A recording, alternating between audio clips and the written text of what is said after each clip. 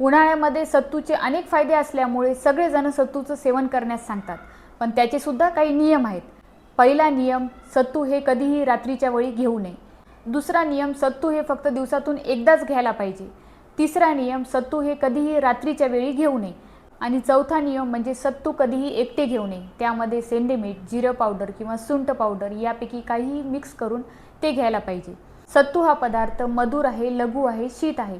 त्यामुळे आमदोषाचा नाश करणारा आहे, तर्पण करणारा आहे, इन्स्टंट एनर्जी देणारा आहे. त्यामुळे उन्हाळ्यामध्ये सत्तूचं सेवन करायला सांगितलेलं आहे. तुमची प्रकृती कोणती आहे त्या प्रकारे तुम्ही जर सत्तूचं सेवन केलं तर त्याचे तुम्हाला सगळेच फायदे भेटत असतात. पहिला आहे वात प्रकृती. वात प्रकृतीची व्यक्ती ही अत्यंत कृश असते आणि चपळ असते.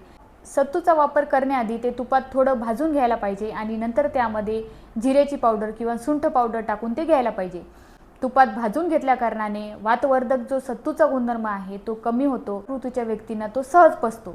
दुसरा आहे पित्त प्रकृती. ज्यांना व्यवस्थित भूक लागते आणि भूक लागलेली सहनसुद्धा होत नाही, ज्यांना राग लवकर येतो, अशा व्यक्तींनी सत्तूचं सेवन हे माठातलं पाणी टाकून त्यामध्ये खडीसाखर टाकून किंवा इलायची टाकून घ्यायला पाहिजे.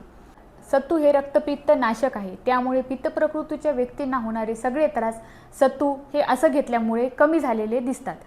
तिसरं आहे कफ प्रकृती.